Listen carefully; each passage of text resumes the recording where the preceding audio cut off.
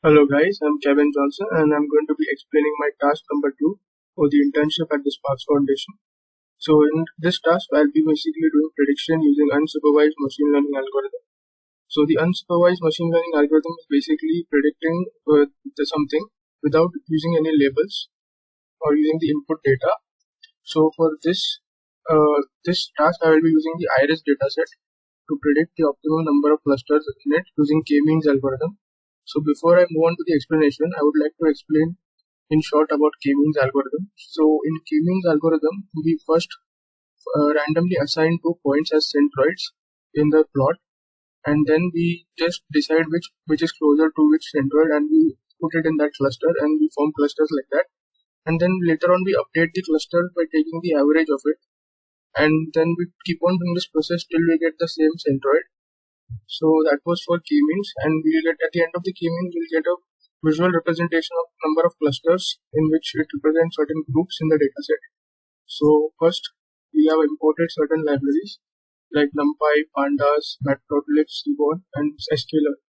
So Pandas is basically used for basic data analysis and creating of data frames, NumPy for carrying out NumPy array operations, and Matplotlib and Seaborn for data visualization. And sklearn is used for machine learning models. So in this case, we are using k-means. So I have loaded the dataset using Seaborn library. So using load dataset method, I have got the iris dataset here. As you can see, I have plotted the head of it. So you can see there is sepal length, sepal width, petal length, petal width, and species. So this is about an iris flower having certain species. So we need to, at the end of the task, we need to see which cluster does each species belong. So we will visually see it. And then moving ahead, I have done some basic data exploration. So I have checked the shape of the dataset, that is basically the number of rows and columns. Then I have checked the info. So in info, I have, as you can see, it shows that there is a total of 150 entries with each of these columns. And as you can see, sepal length, sepal width, petal length are all float data type, and species is object data type. Then I have taken the summary of the dataset using the describe method. So we can see mean, standard deviation, minimum, maximum, 25th percentile, 50th percentile, 75th percentile, etc. in this. Moving on, I have checked that if this dataset has any null values. So null values are usually bad for the dataset, so we need to clean them. But in this case, there is no null values in any of the columns. As you can see, using the sum method, I have checked, so it shows all 0. Then we need to know like which type of unique species are there in this dataset. So using the unique method, I have found that there are 3 unique species. One is a Setosa and versicolor and virginica. Then I have done some basic data visualization. So I have plotted a count plot with respect to the species. So as you can see, all 3 species, the count of all 3 species on this count plot. Then I have plotted a violin plot of the species with respect to the petal length. So violin plot basically shows the probability distribution. So the section of the violin plot is more large, means higher the probability of that value, and it also has certain values like median and quartile range in it. Then I have plotted a box plot with respect to petal length, petal width, and species. So box plot basically explains this middle line basically shows the median. This extreme is the 25th percentile, and this extreme is the 75th percentile, and this is the maximum value and minimum value, and the difference between these two is the interquartile range.